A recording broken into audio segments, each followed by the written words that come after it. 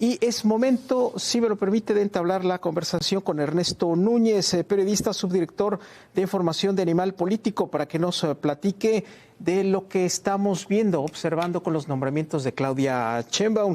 Ernesto Núñez, ¿cómo estás? Muy buenos días, te saludamos con mucho gusto desde Hermosillo, Sonora. ¿Cómo estás viendo? Ayer ratificado nuevamente en ausencia, que también hace presencia Zoé Robledo. Ernesto. Hola, ¿qué tal? ¿Cómo está? Buenos días. Pues sí, en efecto, digamos que ayer hemos venido comentando aquí con ustedes, ahora sí que estos jueves de gabinete. Ayer fue muy breve, ¿no?, la presentación. Y pues sí, destaca efectivamente la presentación de Zoé Robledo como director del IMSS, y por ahí se incluyó también a Carlos Augusto Morales López, que será el secretario particular de la presidenta, de la próxima presidenta de la República, ¿no? Son no solamente, digamos, los únicos dos nombramientos, ¿no?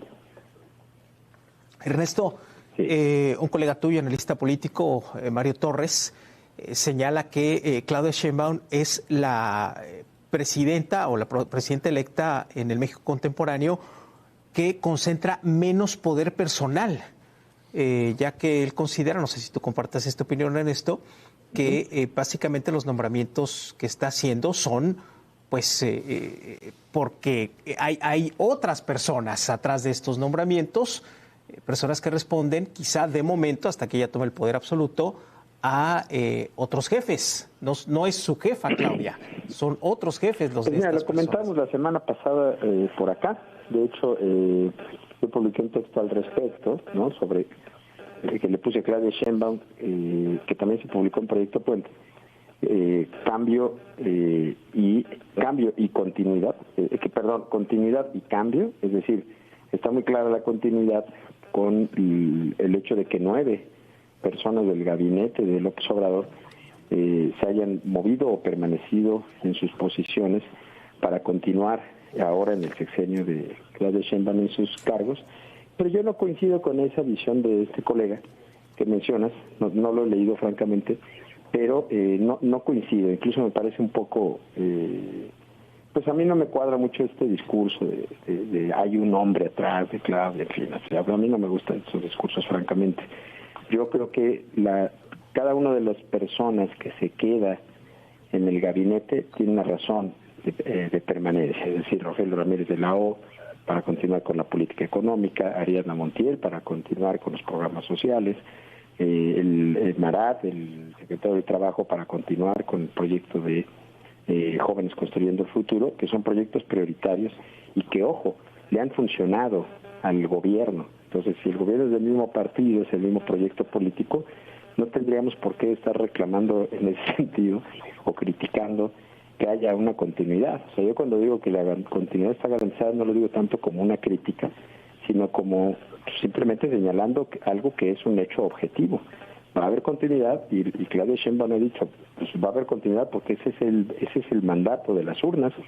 La gente votó por eso, la gente votó por ella, porque no hubo un solo discurso en campaña en el que dijera yo voy a romper con AMLO o voy a dejar de hacer tales programas o le voy a dar la espalda a lo que se ha hecho en estos años. Al contrario, la gente votó por ella porque ella dio la certeza de que iba a continuar una serie de cosas que, por lo visto, por lo menos a 35 millones de mexicanos los tienen contentos y votaron por esa continuidad.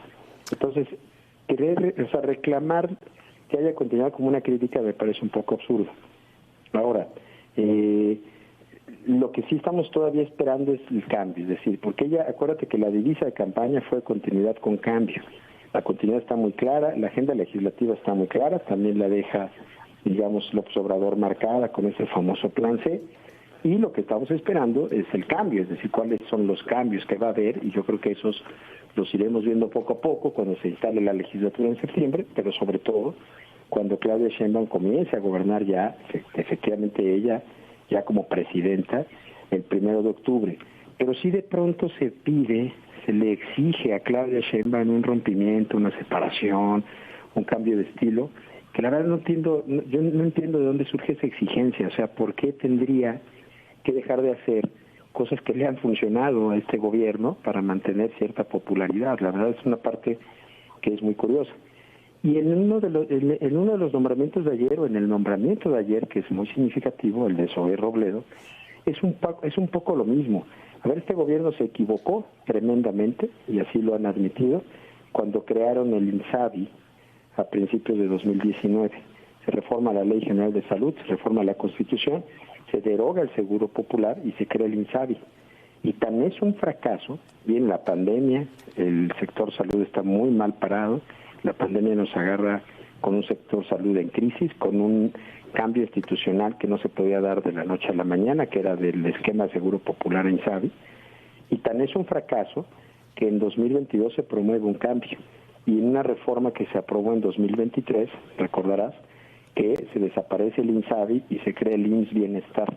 Y entonces el director del IMSS asume el liderazgo de ese proyecto, de esa política pública, y a mí me parece también muy lógico que Zoé Robledo, que además es un funcionario bien calificado, pues se quede al frente del IMSS para consolidar este proyecto, que es un cambio institucional y administrativo importantísimo, que implica a millones de usuarios del sector salud en México, que implica a los miles de trabajadores del IMSS. El IMSS es una de las instituciones más grandes de este país, mucho más compleja, o sea, la dirección del IMSS es mucho más importante en términos políticos, en peso administrativo, que muchas, más te diría que la mayoría de las secretarías de Estado. Entonces me parece que la continuidad de Zoé Robledo en el IMSS, desde mi punto de vista, es una buena señal de que se va a buscar consolidar este esquema de IMSS Bienestar, que probablemente es lo que se debió haber hecho desde el principio del gobierno. También lleva implícito el reconocimiento de un error. López Obrador se equivocó 3 años tratando de impulsar el INSABI, una cosa que no funcionó. Insisto, tan lo reconocieron que el propio López Obrador mandó la iniciativa para desaparecer el INSABI y crear esto que ahora le llaman este esquema de IMSS Bienestar, ¿no? Gracias, muchas gracias, Ernesto, periodista subdirector de información de Animal Político. Gracias por tu análisis.